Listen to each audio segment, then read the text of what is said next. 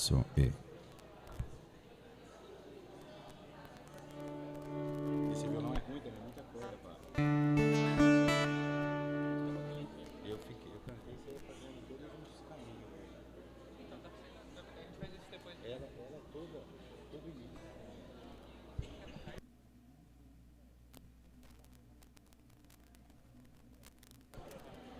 E. Oi. A. E.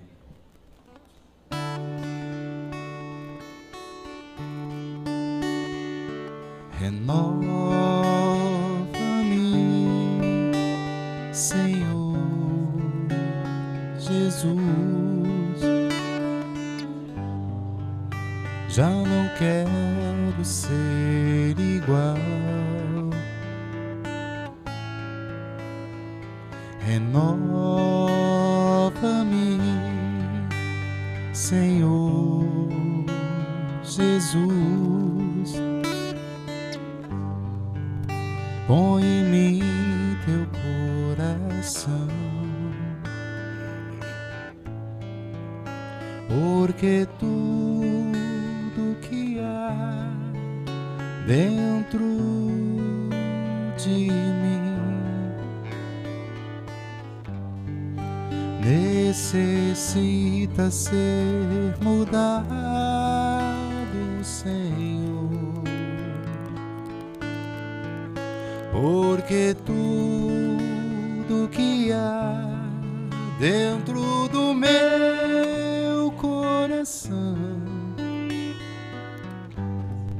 necessita mais de ti. Renova-me, Senhor Jesus. Já não quero ser igual. Renova-me, Senhor Jesus. Põe em mim teu coração, porque tudo que há dentro de mim necessita ser mudado, Senhor. Porque tudo que há dentro do meu coração necessita mais de ti.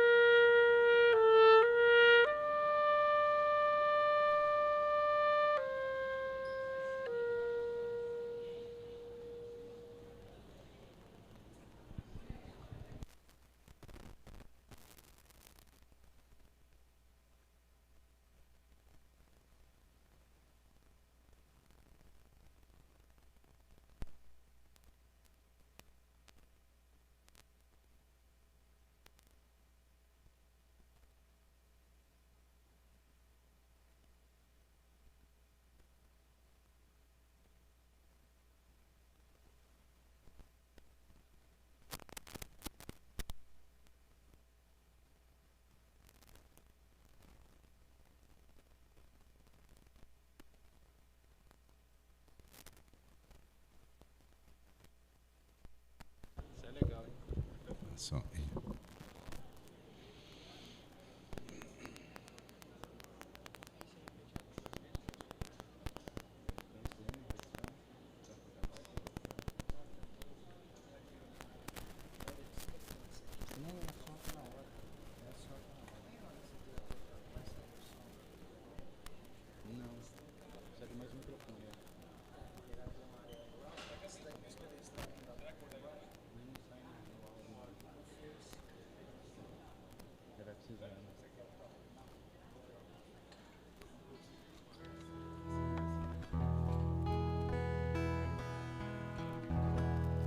Minha fé não está firmada nas coisas que podes fazer.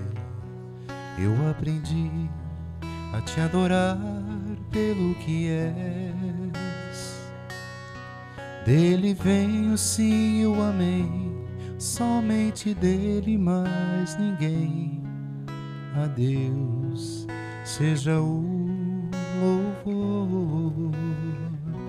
Se Deus fizer, Ele é Deus. Se não fizer, Ele é Deus. Se a porta abrir, Ele é Deus. Mas se fechar, continua sendo Deus. Se a doença vier, Ele é Deus. Se curado eu for, Ele é Deus. Se tudo der certo, Ele é Deus. Mas se não der, continua sendo Deus.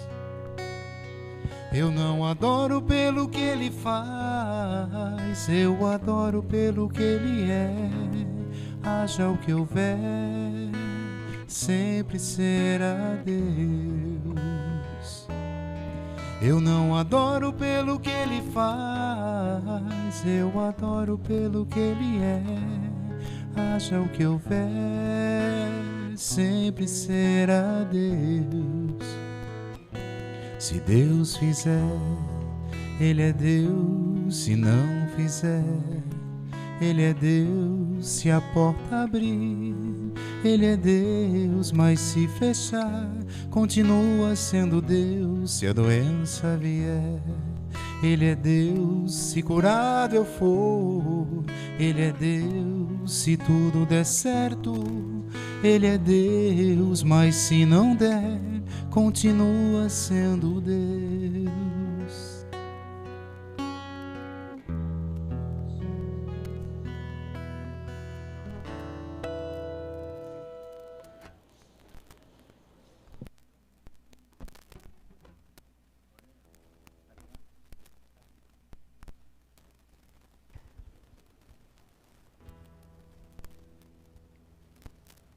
Bom dia. Renovamos os votos de boas-vindas. Ao Fábio nós já o demos, à esposa Cristina também. Desejando que a paz e o amor de Jesus permaneça em nossos corações. Hoje, com uma honra muito grande, nós recebemos o Fábio. Posteriormente, eu farei uma breve apresentação dele, encarregado de nos trazer o tema e a reflexão dessa manhã. Maurício, hoje acompanhado pelo Rafael, que é o clarinetista, já se encarregou de preparar o ambiente e a certeza nossa da espiritualidade presente para que nós estejamos com as mentes, os corações abertos e receptivos para que possamos entender e colocar em prática os ensinos recebidos aqui nessa manhã. Saúdo também aos nossos irmãos internautas que nos acompanham através da Web TV Nosso Lar e as demais coligadas nesta manhã de domingo. Eu já conversei com o Fábio, o espaço é todo dele, então vamos, numa união mais perfeita de pensamento, ouvirmos a prece inicial que será cantada pelo Maurício, acompanhado pelo nosso irmão Kleber também.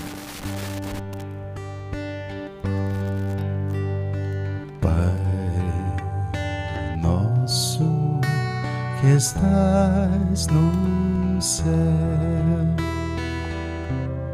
santificado seja o teu nome, e venha a nós Deus, o teu reino e seja feita a tua vontade, Pai, meu Pai do céu, meu Pai do céu, eu quase me esqueci,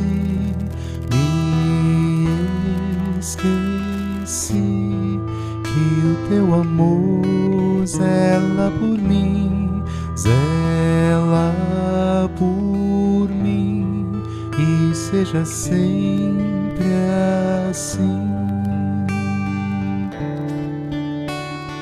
O alimento desse dia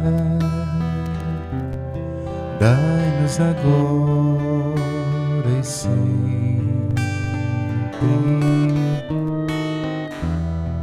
e perdoai as nossas ofensas de um modo maior com que perdoamos, Pai, meu Pai do céu, meu Pai do céu, eu quase me esqueci,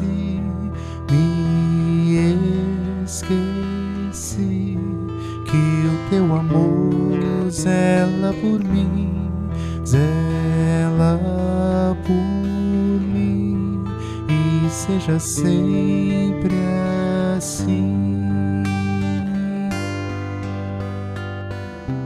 E não nos deixeis cair em tentação,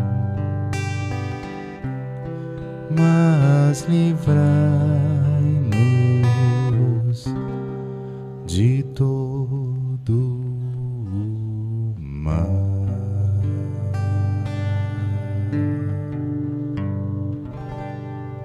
Que assim seja. Vamos agora, então, uma breve... É um resumo do resumo, né, Fábio? Porque, com todo respeito, acho que nós encheríamos não só laudas e laudas para descrever o trabalho que o Fábio faz. Mas eu vou passar um breve relato. Fábio Alessio Romano Dionisi, engenheiro químico aposentado, atua na lida espírita realizando palestras, seminários e workshops. Há 8 anos é presidente do Centro Espírita Recanto de Luz, Pronto Socorro Espiritual Irmã Sheila, em Ribeirão Pires, São Paulo. Autor de diversos livros, os quais estarão à venda. O Fábio está com a Cristina, a esposa aí, já estão expostos lá, tem exposição aqui também. E um dos temas, um dos livros, é o tema da palestra de hoje. Fábio, o espaço é todo seu. Vai se arrepender, hein? Levante-se em conta várias coisas, né? Levante-se em conta, primeiro, Matão. Nós estamos ligados à Alvorada Nova, lá em Ribeirão Pires, e o venerando espírito de Carbar Schutel é o responsável, o governador por aquela cidade. E lá tem um hospital que é da irmã Sheila, ela que administra, e nosso trabalho está relacionado a esse hospital, com uma das equipes dela. Cirurgias espirituais, através de um médium sensitivo de cura, já há 35 anos que isso acontece. Então, para mim, é um prazer renovado. E eu queria fazer uma contextualização desse assunto, né? Muita gente deve estranhar, porque existe um tabu muito grande a respeito de se falar sobre suicídio, né? As pessoas procuram evitar. É um tema, vamos dizer assim, chato, principalmente quando a gente se coloca no sapato do outro e a gente verifica quanta coisa está acontecendo nesse mundo hoje e aqui no Brasil também. E a contextualização é a seguinte: de uns 2 anos para cá, no Recanto de Luz, nós estávamos percebendo um aumento significativo do problema. Ideação suicida, automutilação e suicídio mesmo. Não só com os atendidos, mas dentro das famílias dos próprios tarefeiros, dos próprios voluntários do recanto. Tanto que é comum, toda semana, atendermos pelo menos 3 casos nas nossas orientações espirituais, nossas orientações, nosso DOI, né? Nosso Departamento de Orientação Espiritual. E também com as famílias assistidas. A gente está hoje assistindo 91 famílias, são 360 pessoas, e tem muitos casos, jovens que se automutilam, pessoas que tentam suicídio, jovens e pessoas de idade, principalmente jovens e pessoas de idade. E isso vinha escalonando, vinha aumentando. Tive alguns casos de atendimento também de pessoas que se suicidaram nas nossas reuniões de esclarecimento e encaminhamento e desobsessão, né? Vou contar inclusive 2 casos que aconteceram 1 ano e meio atrás, 2 anos atrás, até que em abril, numa reunião mediúnica de desobsessão, a gente não faz só desobsessão, também faz encaminhamento de espíritos que estão perdidos por aí, não sabem o que fazer da vida, né? Porque eles não têm nenhum preparo do mundo espiritual. E nosso orientador da mesa, que é um espírito, um benfeitor, nós não sabemos o nome, ele não declina o nome, ele virou para mim, quando a gente fala virou, é o médium que virou, né? Mas ele é totalmente inconsciente, e sugeriu, eles nunca pedem realmente, ele sugeriu que eu fizesse o tema também, que eu incluísse esse tema sobre suicídio dentro da nossa casa e fora da casa. E também que escrevesse artigos, e de fato aconteceu. Tenho 3 artigos na RIE, aqui de Matão, né? Nossas ligações aqui em Matão são muito fortes, com o Clarim principalmente, foi aí que eu comecei a escrever artigos, em 2010, e eles sempre me honraram e tiveram a paciência de publicá-los. Não sei porquê, eu acho que eles gostam bastante de mim, principalmente o Belvedere realmente gosta muito de mim. Mas caiu muitas fichas, né? Na hora que o orientador falou sobre isso, eu sempre tenho essa mania de fazer autorreflexão. Falei, o que nós estamos fazendo na casa a respeito? Na verdade, a primeira grande descoberta, a primeira grande ficha que caiu, o que é que a casa está realizando com relação a isso? Que estava acontecendo, a gente já percebia. É só acompanhar os noticiários, é só ver o que acontece ao nosso derredor, mas o que efetivamente a casa estava fazendo. Tanto que o primeiro seminário que eu fiz foi dentro da casa. Vou fazer com as famílias atendidas e também fazer com o pessoal da casa. Foram 2 na realidade. Numa manhã de um domingo, nós colocamos as famílias atendidas, ninguém é forçado a assistir, mas quem quis assistir. E curiosamente os jovens foram os que mais assistiram. As crianças e os jovens, aonde está principalmente o foco do problema hoje, que é novo, porque os idosos já faz muito tempo que eles detêm a maior taxa de mortalidade por suicídio. Já faz muito tempo, desde que se registra, os idosos são os que mais, infelizmente, conseguem se matar, em termos de taxa de mortalidade. E daí também percebemos o que a casa, na realidade, tem como para oferecer, mas não se envolve muito nesse assunto. Pelo menos lá no Recanto de Luz Irmã Sheila, a gente fazia orientação espiritual e pronto. Então nós fizemos uma série de mudanças dentro da casa, estamos em curso nessas mudanças, obviamente que isso leva tempo, para tentar ajudar de alguma forma, né? Das orientações espirituais, nós linkamos com os passes de tratamento, depois eu vou explicar por quê. Com os passes, linkamos com a desobsessão, porque tem muita coisa a ver com a obsessão, e linkamos também com o trabalho de apoio psicológico, que não é do Centro Espírita, mas como nós temos psicólogos, nós podemos contar com a ajuda voluntária deles, para tratar de casos em que as pessoas não têm condições de procurar apoio externo por falta de condições financeiras, Então, por exemplo, na quinta-feira, toda quinta-feira, tem uma psicóloga da casa que faz atendimento gratuito para as pessoas que têm ideação suicida e para pessoas que já tentaram, né? E assim por diante. Então, inclusive a cura. Nós linkamos a orientação espiritual com a cura, porque muitos casos estão relacionados a transtornos, né, de depressão, transtornos de humor, e depressão também é tratada em cura, sim. E muitos trabalhos são realizados porque a espiritualidade tem condições de restabelecer a bioquímica cerebral, que é muito importante para quem está passando por transtorno. Porque quem está passando, por exemplo, por depressão, tem problemas de bioquímica, comunicação neural e, inclusive, a produção de hormônio que diminui, né? Então, a espiritualidade pode trabalhar isso. E eles fazem isso. Então, a partir daí, depois, eu comecei a fazer palestras e seminários fora. Obviamente que uma das maneiras que eu tenho para estudar é escrevendo livro. Na verdade, o maior beneficiado sempre sou eu, que eu acabo estudando dessa forma. E acaba saindo um livro por causa disso. E nós acabamos editando Suicídio, Precisamos Falar a Respeito.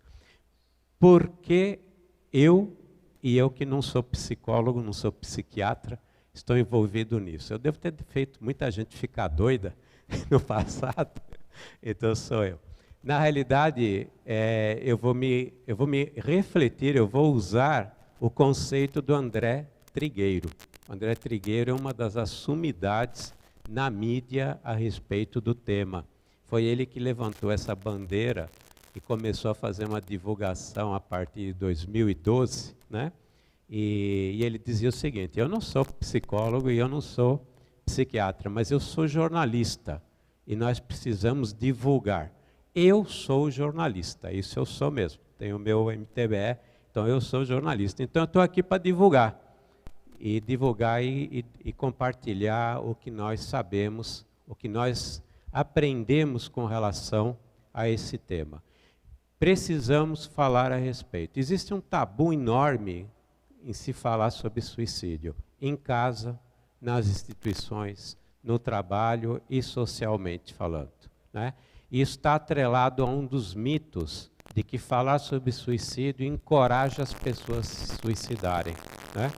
E aí eu vou entrar a esse tema sobre os mitos, mas me baseando na Organização Mundial da Saúde e me baseando em psiquiatras, psicólogos, muitos deles espíritas, que fazem trabalho a respeito, né? Suicidólogos, e também no Ministério do Trabalho. Então, o que eu falar está ligado, na realidade, a entidades hoje ligadas à saúde pública. Suicídio é um problema de saúde pública hoje.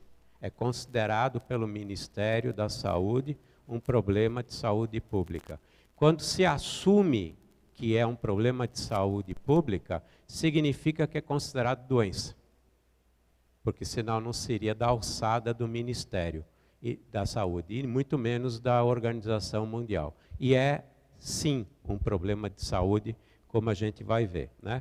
Então, eu vou começar um pouquinho sobre estatísticas, porque isso não é divulgado. Eu preciso ligar aqui, não é verdade? Senão não funciona.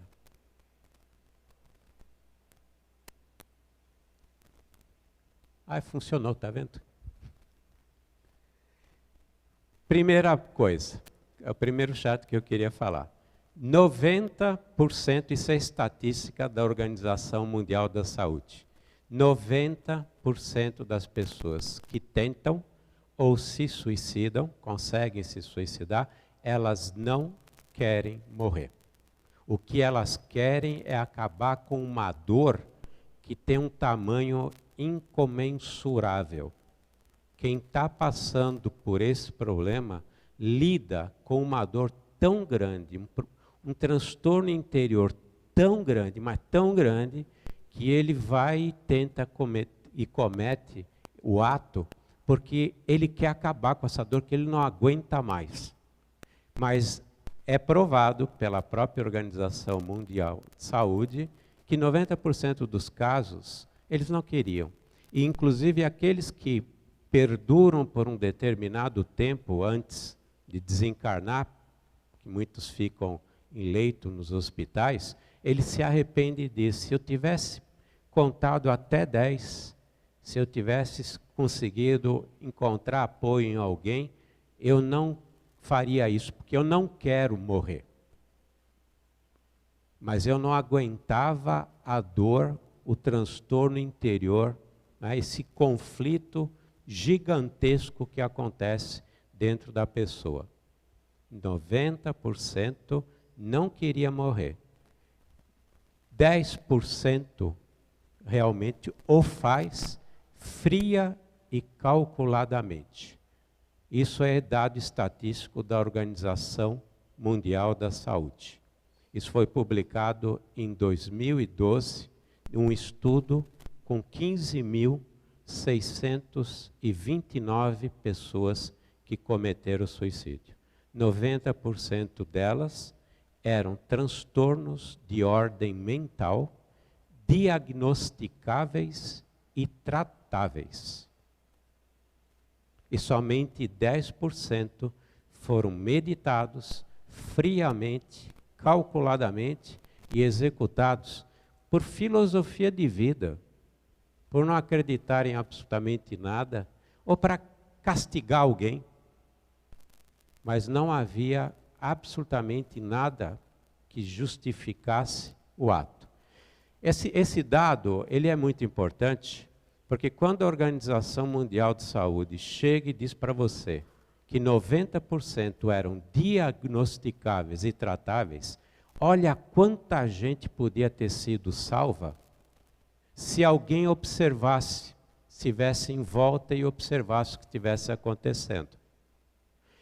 Poderia dizer, mas eu não sou psicólogo e psiquiatra, como é que eu vou ajudar? Você não precisa ser psicólogo e psiquiatra para ajudar. Você precisa ter um par de ouvidos, que nós temos, e disposição para ouvir e encaminhar para alguém que possa ajudar. Que pode ser uma instituição espírita, que pode ser um psicólogo, pode ser um psiquiatra. Você pode ouvir, porque a coisa que mais a pessoa necessita é de alguém ouvindo. A CVV trata de 1 milhão de casos por ano. E a CVV foi fundada, a maioria não sabe, mas foi fundada por um grupo espírita. Inclusive, um dos mentores da CVV foi o comandante Edgar Armon. Ele não é o fundador, mas ele é o mentor.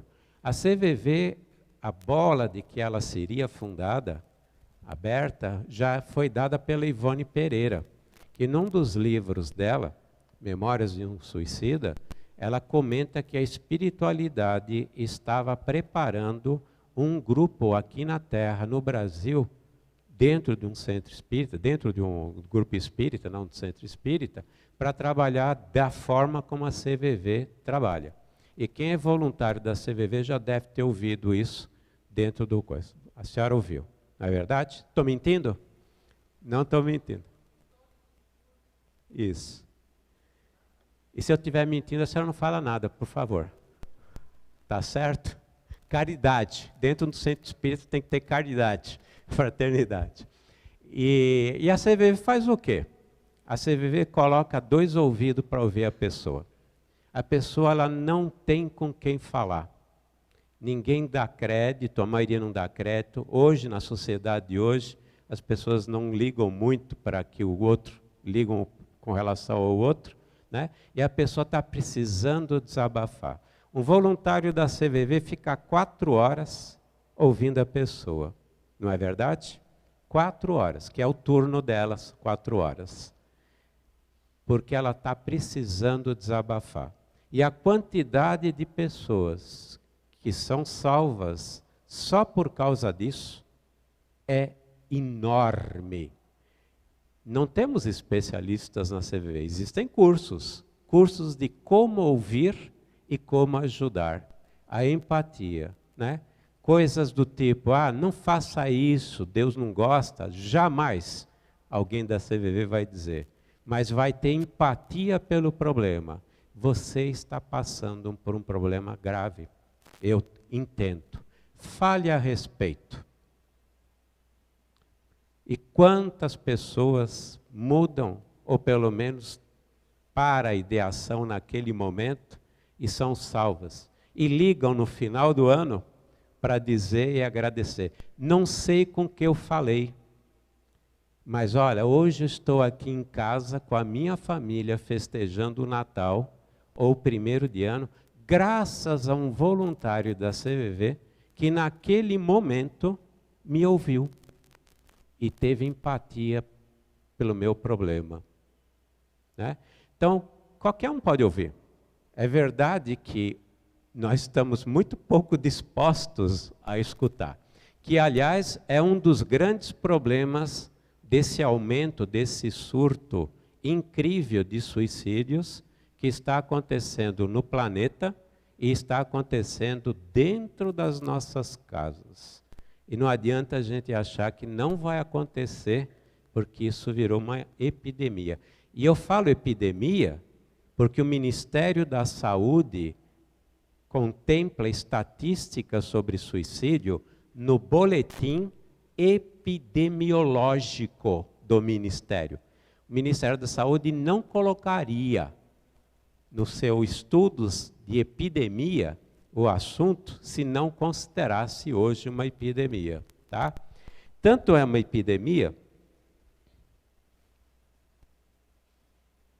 não consegui fazer nenhuma bobagem até agora. Olha que bacana.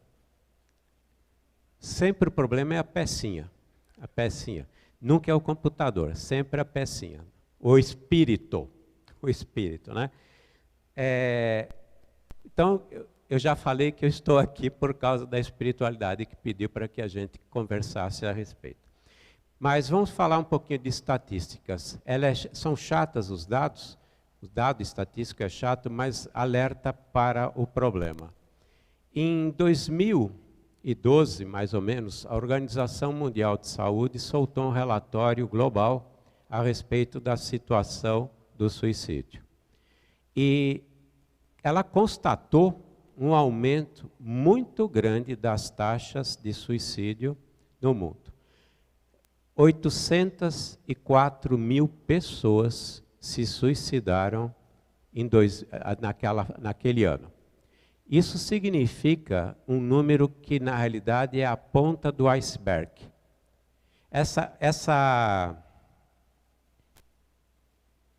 Agora falo eu. Pronto. Essa estatística, ela só mostra a ponta do iceberg, porque a Organização Mundial de Saúde constatou que existe um problema muito sério de subnotificação e um problema muito sério de registro de informação. Como ela pega informação dos ministérios da saúde de várias nações, vários países, são muito poucas nações que estão preparadas para ter estatística a respeito. Inclusive nós, apesar do trabalho bonito que o Ministério faz, na verdade nós temos uma ponta que faz muito pouco registro, dentro dos hospitais. Nós sabemos que a subnotificação é devida por vários problemas. Primeiro, estigma. Eu fico preocupado com o que minha família vai pensar a meu respeito porque um filho meu tentou suicídio. Eu fico preocupado como vai ser ele, sobrevivente, diante da minha família. Porque o humano tem muito pouco de humano, na verdade. E acaba não se compadecendo com o sofrimento dos outros. E por falta de conhecimento, estigmatiza, achando que uma pessoa é um fraco, quando na verdade existe um problema muito sério, que é uma psicopatologia, que precisa ser tratada, e precisa ser tratada com um psiquiatra, inclusive, porque há um problema bioquímico, como eu citei. Existe outro problema, que é religioso. Você não enterra seu parente em cemitério judeu por ter se suicidado.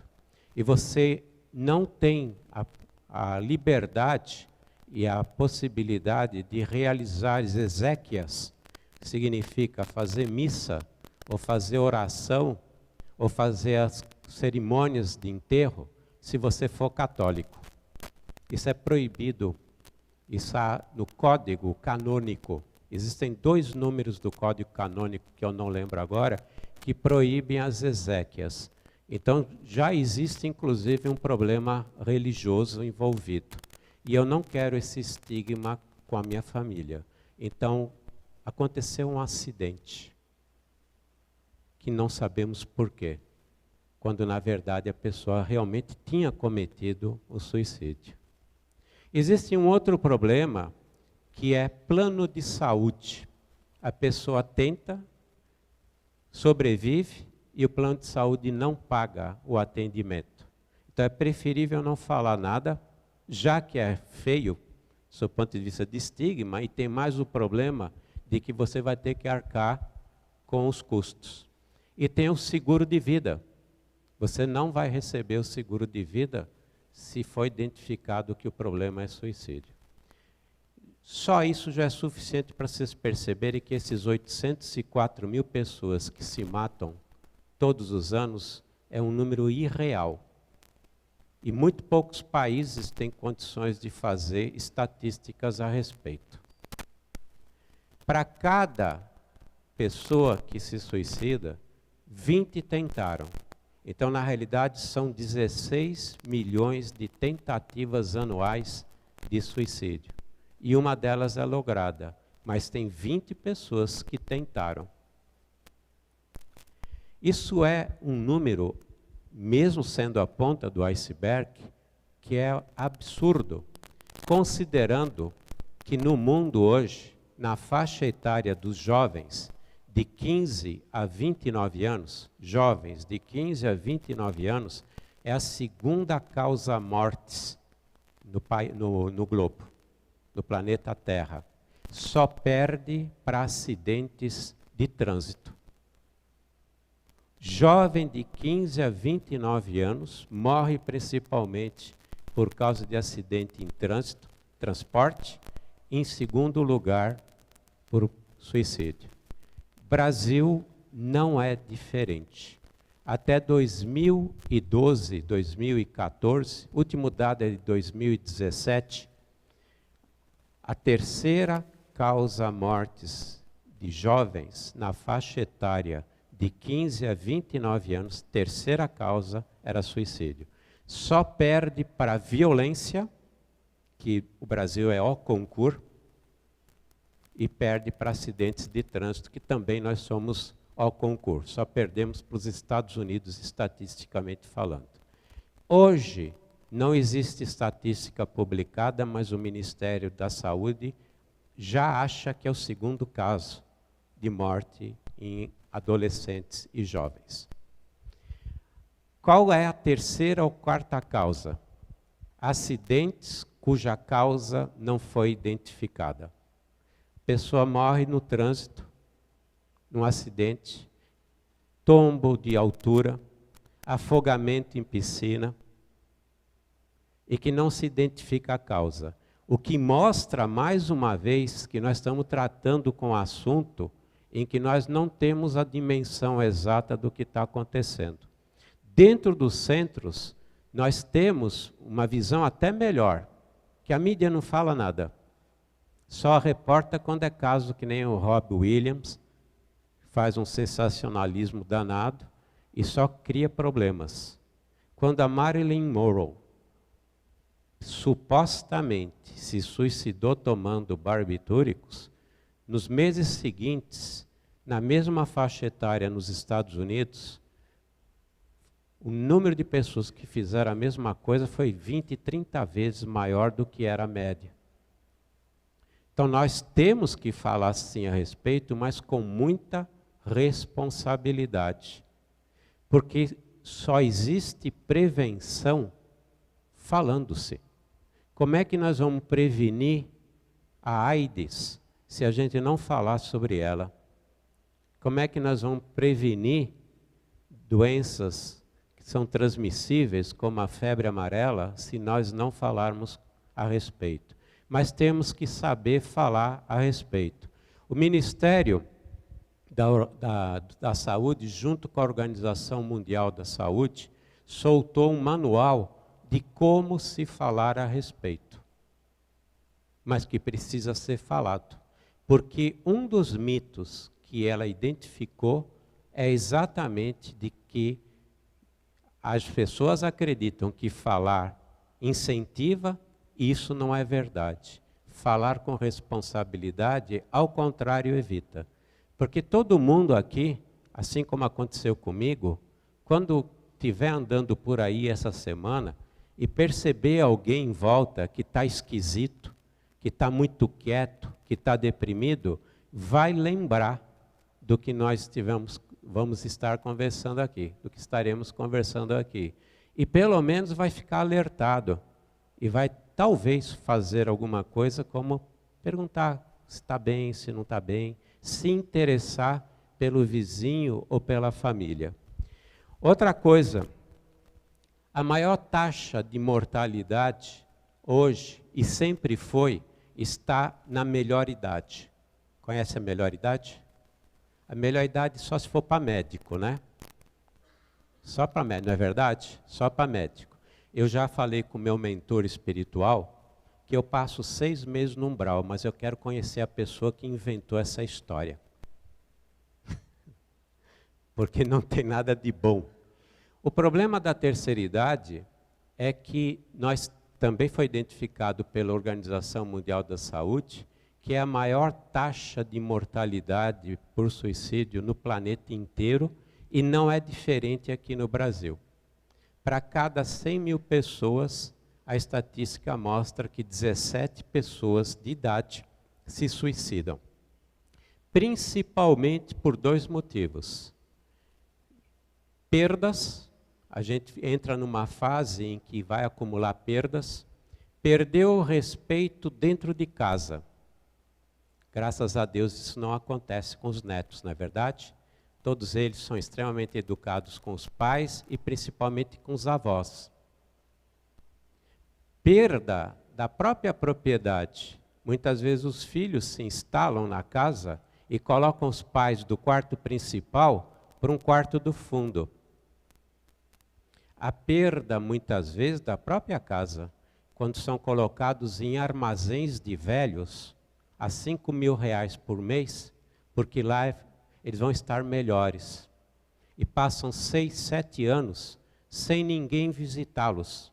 Nós tivemos um caso desses dentro do Sheila. Nosso grupo de jovens foi visitar um asilo, uma casa de repouso, né? Bonito, né? Casa de repouso. Lar do idoso feliz, né? E constatou uma senhora de 73 anos que não recebia visita de nenhum parente e nem do filho. Ela falou especificamente do filho. E a menina, que era responsável na época pelo grupo de jovens, perguntou, mas mora em outra cidade? Não, é de Ribeirão Pires. Você imagina como um idoso que é carente, como todos nós somos, e ainda por cima enfrenta uma pressão psicológica maior por causa das próprias perdas, ficar isolado, sem receber mais nenhuma atenção daqueles que ele fez que chegassem à idade adulta com estudo, com alimentação e com saúde. No mínimo, isso me lembra o 4º mandamento: honrai pai e mãe. A maioria das famílias não está respeitando essa lei divina, que é o 4º mandamento: honrai pai e mãe. Isso é uma tremenda de uma ingratidão. Mesmo que seja difícil, que a pessoa seja difícil, que o pai seja difícil, que a mãe tenha sido difícil, eu lembro das palavras do nosso benfeitor espiritual no Sheila, atendendo um garoto que ele comeu o pão que o diabo amassou com o pai dele. E ele pediu o que fazer, porque ele não aguentava mais. O mentor foi curto e grosso, Dr. Arthur Neiva, que é o nosso mentor espiritual. Foi curto e grosso, ele disse o seguinte: seja grato, você está encarnado. Baixou a cabeça e aguentou firme. Obviamente ele desencarnou, né? Mas ele aguentou firme, porque ele compreendeu a mensagem. A reencarnação é o maior presente que a gente pode receber. 2 bilhões de espíritos estão na fila para reencarnar, e ele não estava preocupado se ele era hoje, a espírito de reencarnar antes dessa transição, excetuando-se aqueles que não têm condições de reencarnar, cujo perispírito está tão deformado e energeticamente está tão pesado que acabaria destruindo o próprio feto. São esses nossos irmãos que se encontram nos precipícios e nos abismos, que sabem que vão ser retirados do planeta e levados para um mundo primitivo. Porque lá existem condições físicas, entre aspas, para recebê-los e reencarnar. Mas aqui não. Né? Mas voltando à estatística. Depois dos idosos, a maior taxa de mortalidade são os grupos minoritários e discriminados, principalmente os indígenas, que não são nem índios e nem brancos.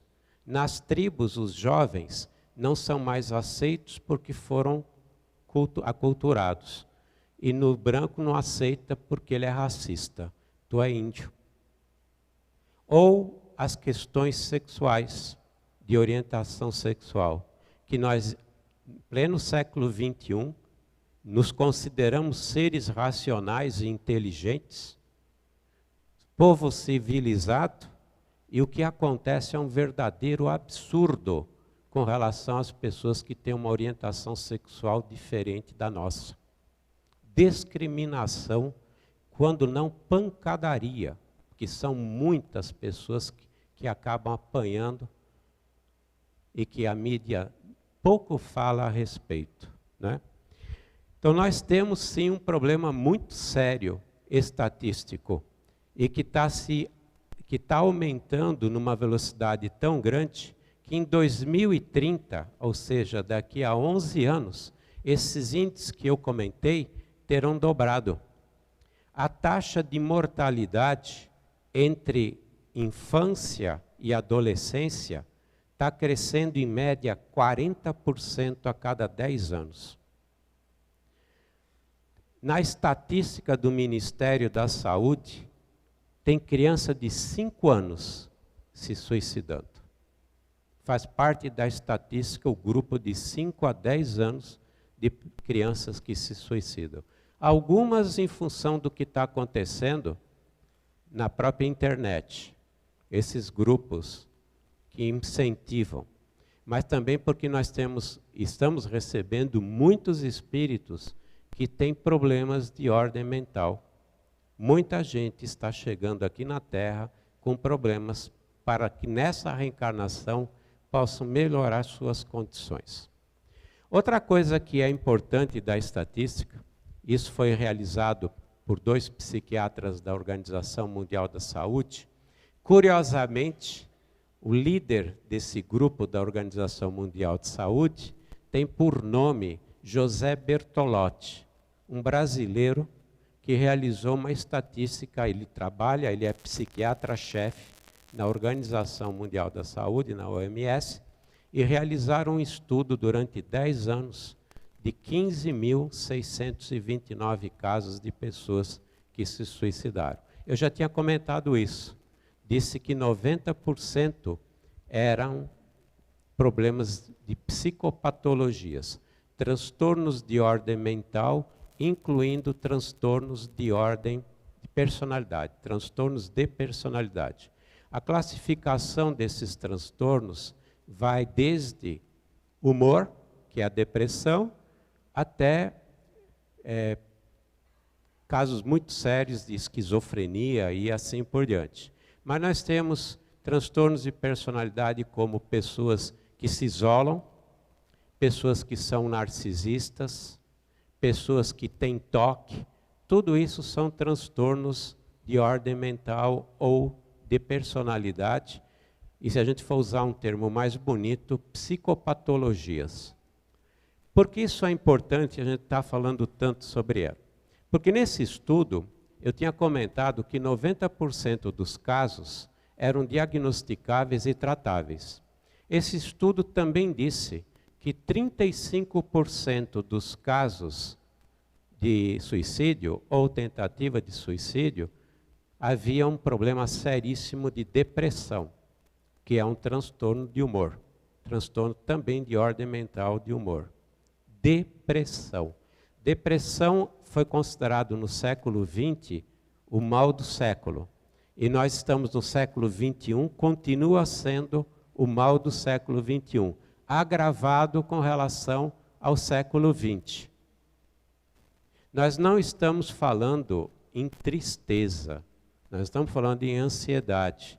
A depressão é classificada pelos psiquiatras como uma tristeza muito profunda e muito prolongada. Todos nós temos tristezas. Todos nós entramos em estados depressivos. Um estado depressivo muito conhecido é o período de luto. Perde-se um ente querido e, dependendo da tua maturidade psicológica, dependendo do teu amor por essa pessoa, dependendo dos teus conhecimentos, pode durar um mês, pode durar um ano. Mas você sai disso. A vida continua. Então, a depressão não é tristeza. A depressão não é um estado depressivo que todos nós passamos. Quer ver um estado depressivo que todo mundo passava? Na época que tinha muito filho, é o ninho vazio. A filha que vai, casa e sai de casa. Os pais ressentem, né? Mas muitas famílias não têm mais esse problema porque não têm filhos.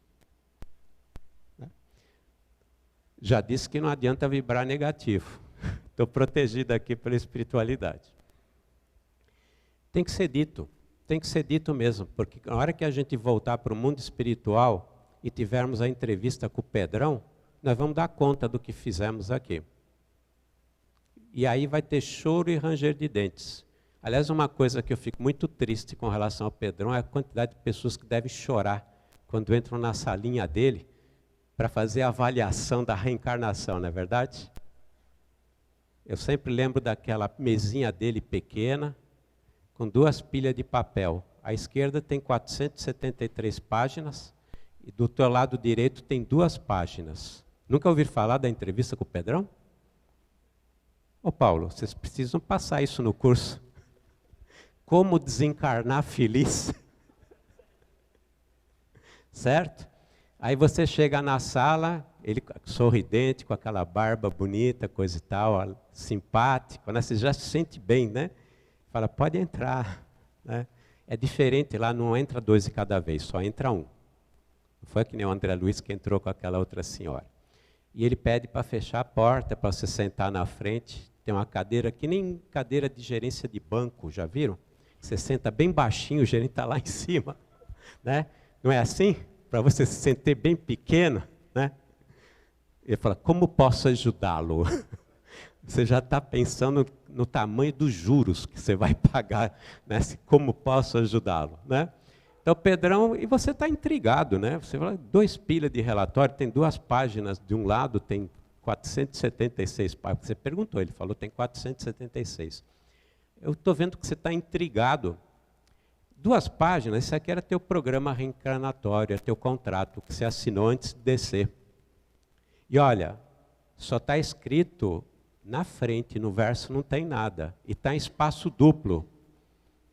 Esse é o teu programa reencarnatório. Isso é o que você tinha se comprometido. Aí você já começa a suar frio, porque você imagina o que seja o relatório. E ele é um ser extremamente iluminado, e ele vai dizer para não se preocupe, as 2 últimas páginas do relatório é tudo de bom que você fez. Quem fez esse relatório? O maior dedo duro que eu conheço. Teu anjo da guarda. Ele te ajuda, mas ele vai anotando tudo que você está fazendo. Colocou o dedo no nariz 3 vezes naquele dia. Pode falar. Ah, não, hoje tem o audiovisual, é verdade, né? Você não precisa ler, eu vou mostrar para você, né? Quem trabalha com desobsessão já cansou de ver essas telas, né? Cansou de ver, não, de ouvir falar sobre essas telas. Mas retornando, E no caso desse estudo, 35% foi devido à depressão.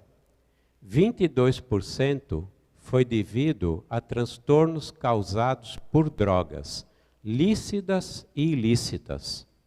E não estamos só falando da pessoa que se droga, nós estamos falando de uma coisa que está acontecendo no Brasil em larguíssima escala, uso indiscriminado de medicamentos.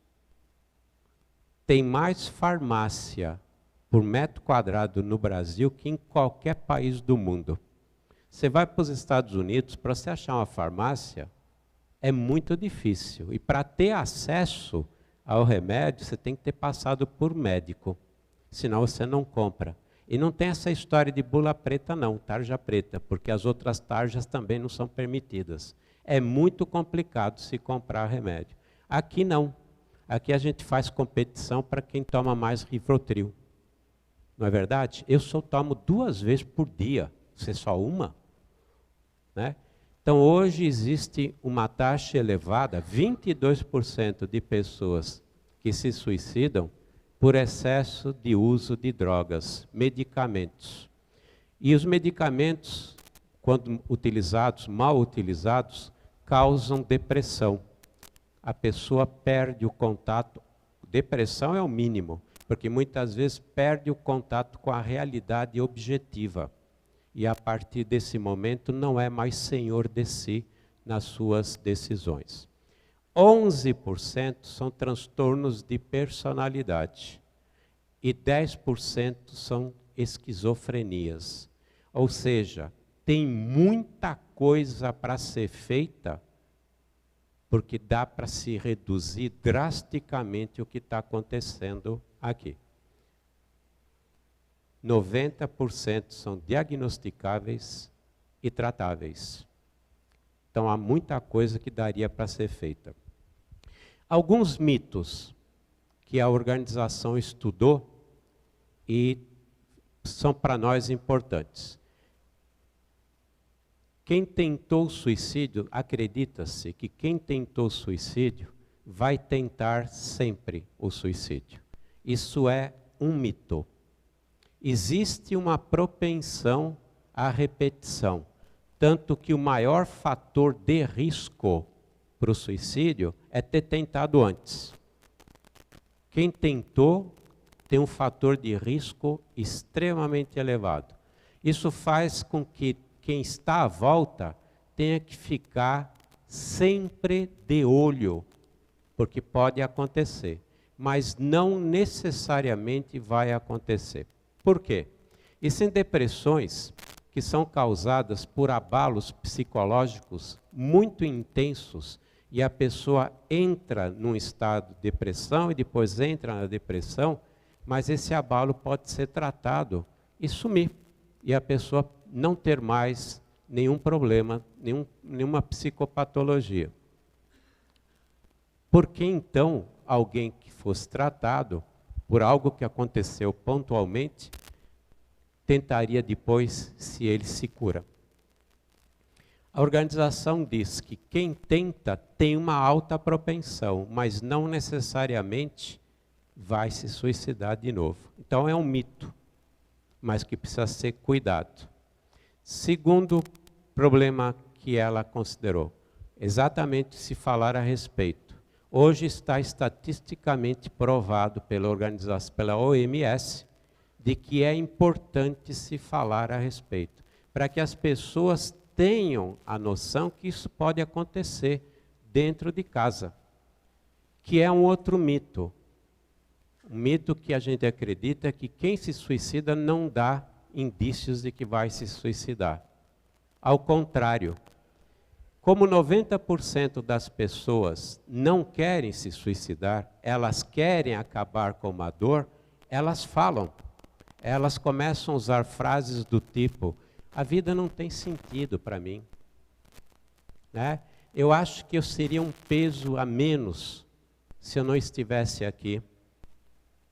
Eu não estou suportando a dor que eu sinto, porque inclusive alguns são provocados por condições incapacitantes, pessoas que têm dores crônicas e não aguentam essas dores. Tudo isso são pedidos não silenciosos de ajuda. Quer ver um pedido de ajuda?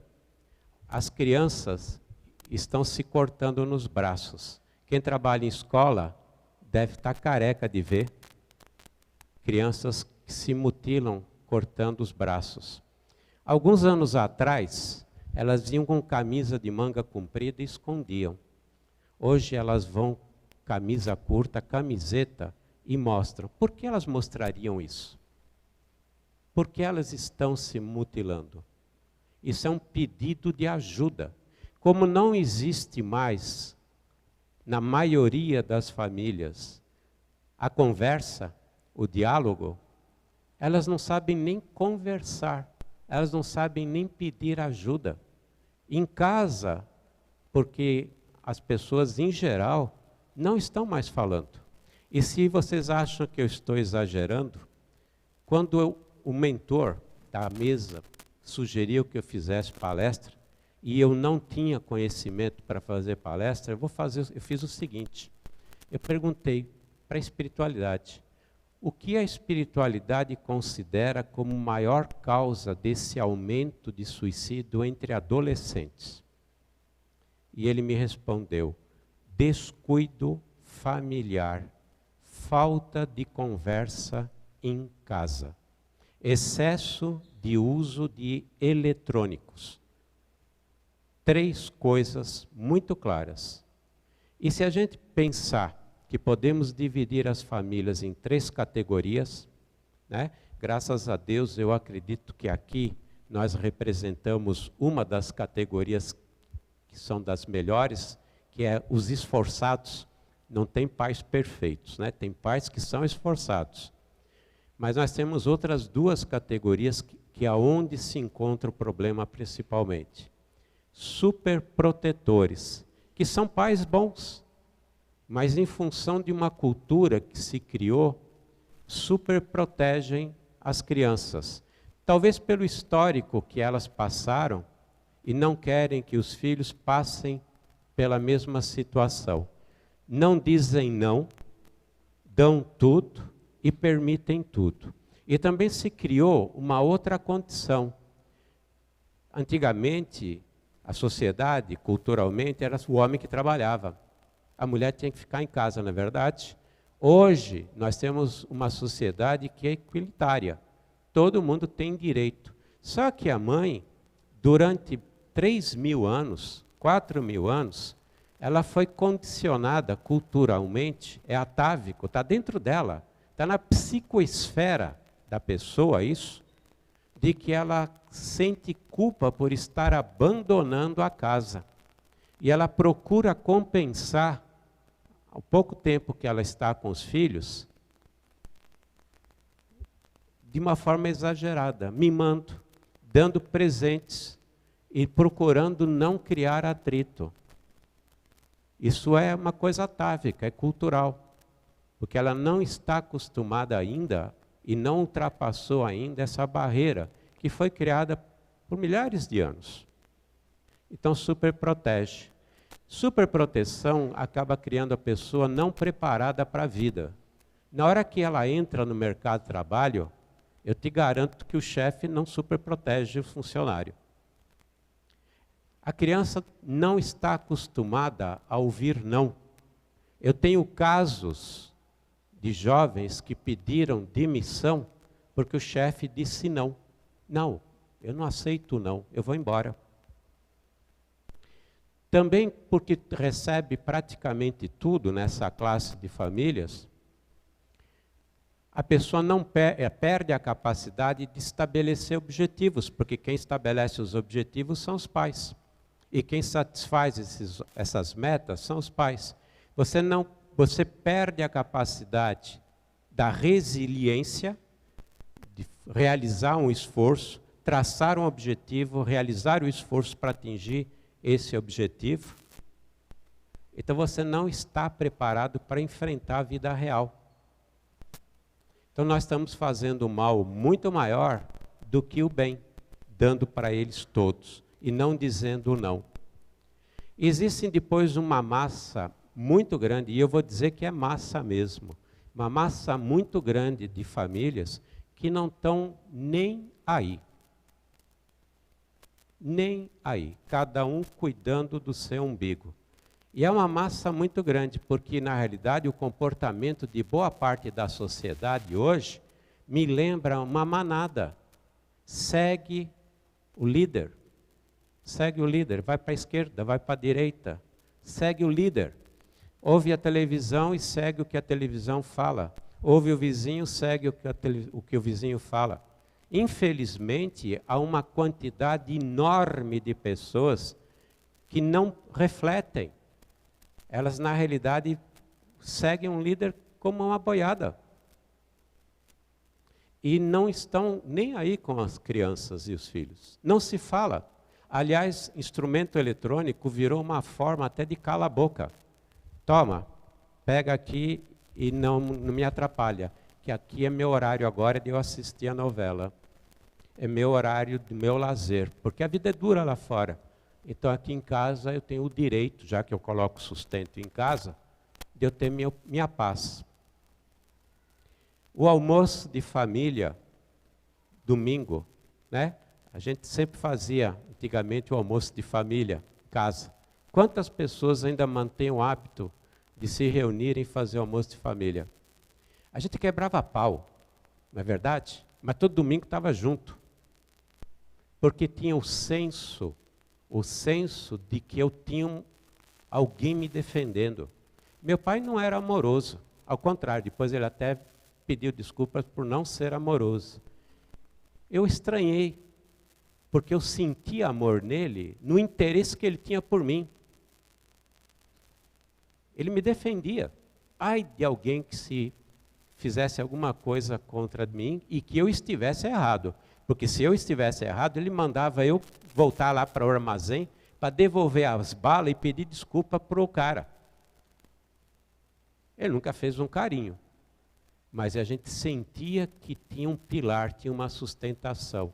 Hoje a criança está em casa, ela sabe que na escala de valor dos pais, dessa classe que eu citei, por isso que eu quis citar as classes, porque generalização é extremamente preocupante e complicada e injusta, que tem muita família esforçada, né? O filho olha para o pai e fala assim, o principal valor dele é o carro. Não é nem a mãe, né? É o carro. Segundo principal valor dele, trabalho. Terceiro principal valor dele é o lazer.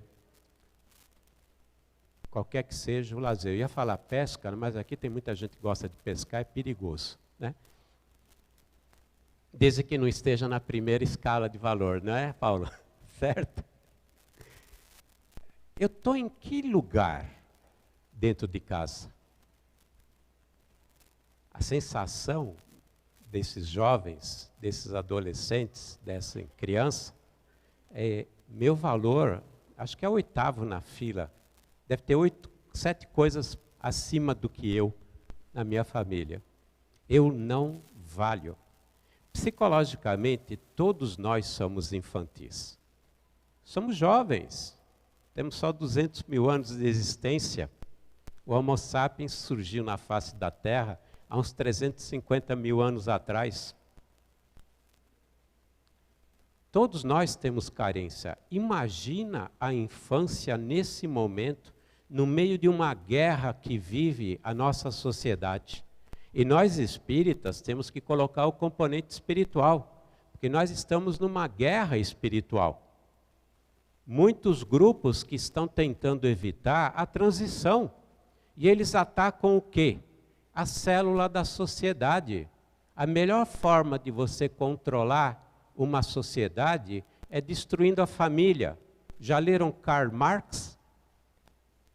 Já leram as teorias dos espartanos? Esparta, que retirava as crianças aos 7 anos de idade e colocava no serviço militar, e quem cuidava era o exército. A família não existia mais. Esparta existe? Não existe mais. A Grécia existe. Roma. um dos fatores que derrubou Roma foi a desestruturação da família. A mulher perdeu o respeito da sociedade e perdeu o respeito dela mesma. Os estudiosos dizem que Roma caiu por 3 fatores. Eles não veem o lado espiritual, né? Não vê o lado espiritual. Mas 3 fatores. Vamos ver se a gente faz um paralelo. Corrupção. Lembra alguma coisa? Libertinagem. Lembra alguma coisa? E a família que deixou de existir. A matrona da família era o sustento e era a educação, representava, na realidade, o sustento da sociedade romana. Nós vivemos exatamente os mesmos fatores aqui no Brasil. E existe, sim, uma tentativa articulada, organizada, muito bem planejada para destruir o conceito de valores da família. Você liga a televisão, excetuando-se a TV Cultura e algumas televisões evangélicas que fazem um trabalho maravilhoso. A gente fica criticando o evangélico, mas eles fazem um trabalho maravilhoso com relação à educação dos filhos e a história da família. Você só vê, você começa a se questionar, puxa vida, mas eu acredito que não seja esse o valor, né? Não, acho que tem alguma coisa errada. Mas a gente fica massacrado pela mídia o tempo todo. E a gente se questiona, mas a grande massa de pessoas que se comportam feito uma manada ainda, não se questiona. E acaba adotando os valores que são passados pela mídia. Vocês já tiveram Antônio Demarque aqui em Matão? Ele escreveu um livro maravilhoso chamado Nova Jerusalém, que é sobre o último capítulo do Apocalipse. E ele diz que não é a besta, mas a besta apocalíptica pode ser enxergada à nossa televisão, porque ela faz exatamente o que a besta tem intenção de fazer. A besta apocalíptica tinha de intenção de fazer. Então nós precisamos sim ficar bastante espertos para o que está acontecendo em volta. A pergunta que todos nós nos fazemos, e eu me fiz muito nesses meses todos em que eu me preparei para poder falar a respeito, para divulgar a respeito, e eu, como é que eu posso ajudar? Eu disse dos ouvidos, eu citei lá porque estava a CVV lá representada. Ouvir, passar a se interessar pelo que está acontecendo com os nossos familiares e com os nossos filhos. Perguntar, com quem você está andando, teus amiguinhos, como é que são os teus amiguinhos? Na minha época, a gente levava o filho e a filha para os bailes, coisa e tal, e ia buscar. Ia saber com quem estava andando. Porque se a gente não cuida, tem muita gente que cuida por nós. Aliás, um dos maiores motivos de droga na infância e na adolescência é essa. Muita gente cuidando e não os pais. Existem sim espíritos que vêm com transtornos e problemas muito sérios nessa área e falham por fraqueza espiritual. E a gente não pode imputar isso aos familiares. Mas a grande maioria foi descaso, descuido. A gente confiar demais. Não significa que a gente deva cercear, mas nós não podemos desconfiar. Nós temos que desconfiar porque ainda estamos no mundo de provas e expiação. Não é uma estatística oficial, tá? Para mim, estatística oficial seria se viesse pelo Chico, ou se viesse por Kardec e assim por diante, ou por um Hermínio. Mas a espiritualidade, ela nos disse que existem 4 bilhões de espíritos da humanidade terrestre que praticam o mal porque querem praticar o mal. Numa humanidade de quase 30 bilhões. 4 bilhões fazem o mal pelo prazer de realizar o mal. E existe 1 bilhão encarnado. Nós somos 7,7 bilhões exatamente agora, esse mês. 1 bilhão. 1 para cada 7, para cada 8, realiza o mal porque quer realizar o mal. Então a quantidade de pessoas que estão à nossa volta, mal intencionadas, é muito grande, inclusive metidas em movimentos religiosos, tentando derrubar o único pilar que ainda existe na sustentação dos valores, os verdadeiros valores, infiltrados, sempre existiu. Não é novidade. Nas sinagogas, na época de Jesus, tinha o Gamaliel, que era fantástico, mas nós tínhamos os outros que não perdoavam e não tinham nenhum dor de consciência de mandar os outros. Então nós precisamos ficar atentos. O que é que diz a Organização Mundial de Saúde que a gente deve fazer? Se 35% é por transtorno de humor, depressão, se 22% é em função de uso de drogas de forma ilícita ou lícita, 10%, 11% por transtornos de personalidade, temos que envolver profissionais para tratar isso. Porque quem é deprimido, quem está com depressão severa ou psicótica, tem um problema de bioquímica cerebral. Precisa de psiquiatra para tomar remédios. Para o quê? Para restabelecer o equilíbrio hormonal e bioquímico do cérebro. É o primeiro passo para dar uma qualidade de vida que é artificial, porque não resolveu o problema, mas para que a pessoa possa se levantar e começar a lutar. Segunda recomendação, psicólogo, para trabalhar o problema que está gerando a depressão. Psicólogo espírita, então, seria muito melhor, porque ele vai recorrer também às reencarnações passadas. A Joana de Ângeles, ela diz que, com exceção das depressões provocadas por abalos psicológicos nessa reencarnação, normalmente, ela fala todas, hein? Todas são espíritos endividados, com culpa, que vêm para essa reencarnação e não querem realizar o trabalho de reharmonização com as leis divinas. Por fraqueza espiritual ou porque não querem enfrentar as batalhas, não realizam esse trabalho de reharmonização.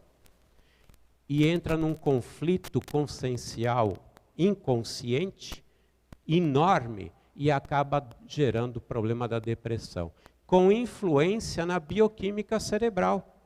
Olha a quantidade de informação que nós temos, que existe dentro de um centro espírita, que pode trabalhar a respeito. Um psiquiatra, o Jader de Oliveira, que é um psiquiatra espírita, ele fez um estudo aqui no Brasil e disse que nos casos de transtorno, 70% tem obsessão atrelada ao problema da psicopatologia. 70%. Ele diz que não é a obsessão causadora do transtorno. É uma decorrência da situação emocional, vibracional de quem tem o transtorno. E tem casas que não realizam desobsessão mais. Nós estamos vivendo um espiritismo sem espíritos em algumas casas. Não se trabalha mediunicamente, não se faz. A gente vai por aí fazendo palestras e a gente vai recebendo bilhetinho para colocar na desobsessão em Ribeirão Pires, à distância. Tem casas que não tem um médium, tudo bem, estão começando, mas tem que se formar um corpo. Se 70% das pessoas sofrem de obsessão ou influenciação espiritual em função desses casos de transtorno, olha quanto pode ser feito para aliviar a pressão em cima da pessoa, sem contar que muitos suicídios ocorrem justamente por causa de subjugação, que é um problema de obsessão tão forte em que você perde o contato com a realidade objetiva e você morre sem saber que se matou, como se estivesse bêbado, totalmente bêbado. Olha quanta coisa. Passes. Os passes em casa espírita restabelecem o equilíbrio fluídico desse ser. Ele sai melhor, para ele poder ter mais possibilidade de enfrentamento. E, principalmente, a recepção fraternal na instituição. A coisa mais importante, e o feedback que eu mais recebo no Recanto e Luz, é a maneira como os tarefeiros recebem os atendidos. Tem pessoas de idade, da melhor idade, que vêm no Sheila, estão cheios de probleminha, porque idoso está cheio de probleminha, certo? E quem procura acha, né? Vai no médico, sempre acha alguma coisa. Eles vão não para ser tratados fisicamente, porque eles sabem que aquela dor vai estar lá. Vem para receber um abraço do tarefeiro. Eu sou cobrado por umas velhinhas, desculpe o termo, porque eu não dei um abraço naquele dia. Eu vim aqui só para ter um abraço e volta feliz para casa. O que mais falta, em suma, na verdade, é o que Jesus ensinou: fraternidade. Obrigado.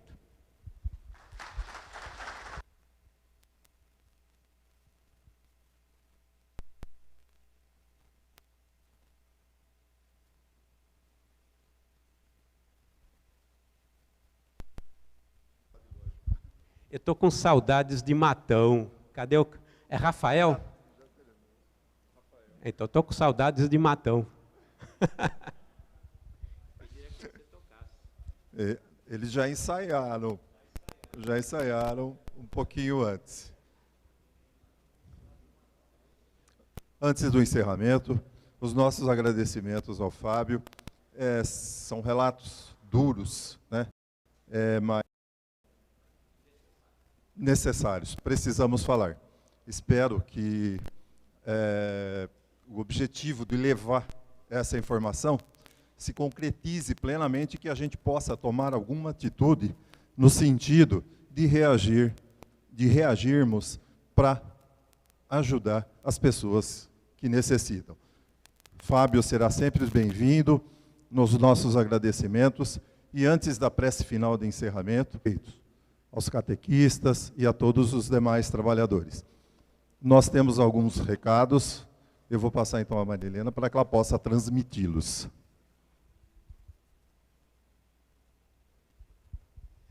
Bom dia a todos. Antes de passar os recados, eu queria agradecer ao Fábio, que esse tema é um tema muito importante. E isso que é dito, que é preciso falar sobre o suicídio, nós temos que nos conscientizar sobre isso. É realmente um mito não falar sobre o suicídio. Nós temos que falar desse assunto com muita responsabilidade e olhar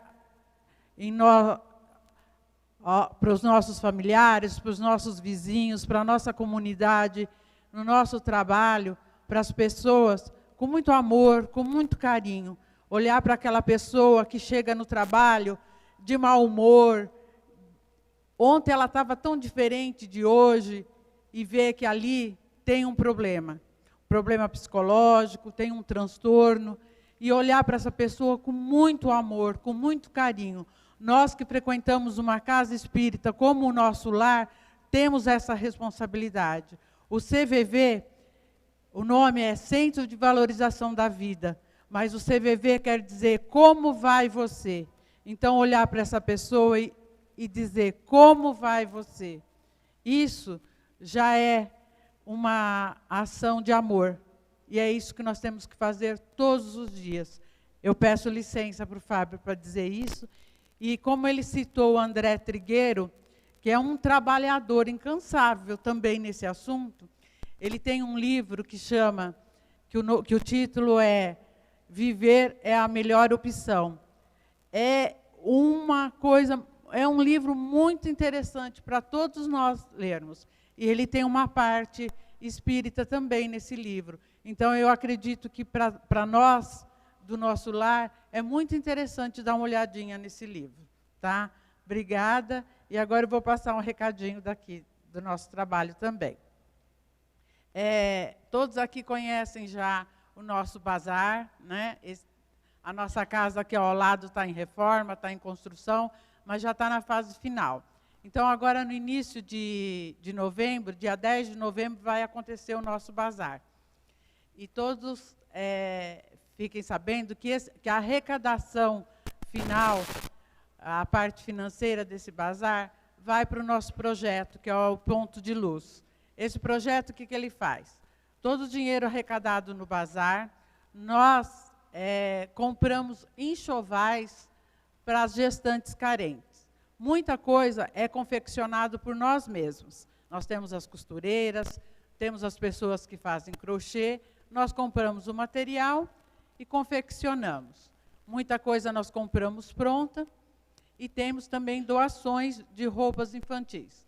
Então, o que eu peço para vocês? Tudo que vocês puderem doar para o bazar, que são roupas para adultos e calçados, utensílios domésticos, para ser vendido no bazar. E roupas para bebês e crianças de 0 a 10 anos, também para ser doado. Que essas roupas nós doamos, que quando nós visitamos aquela gestante, ela tem crianças de 2 anos, de 4 anos, de 8 anos, que necessitam de roupinhas também. Então, nós lavamos quando precisa ser lavada, nós costuramos quando precisa ser costurada e doamos para essas famílias também. Então, nós contamos com toda a família do nosso lar para essa ajuda também, tá ok? E voluntárias que queiram trabalhar no nosso projeto também são todas muito bem-vindas. Nós agradecemos a todos vocês. E qualquer informação, procura com a gente. De quinta-feira, o pessoal da recepção também faz parte desse projeto. Então, procura com a gente, pergunta para o Paulo, que todos têm informações sobre o nosso projeto. Okay? Muito obrigado, um bom domingo a vocês. E pensem bastante nessa palestra de hoje, que vale muito a pena.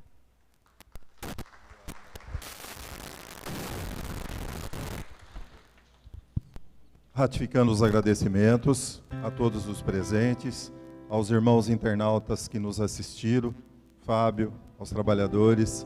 Vamos então ouvirmos a prece final cantada e respeitando o pedido do Fábio. Muito obrigado, bom domingo, uma boa semana. Renovo o convite de vê-los no próximo domingo e de segunda a segunda nos trabalhos da casa. Fiquem em paz, bom domingo e até.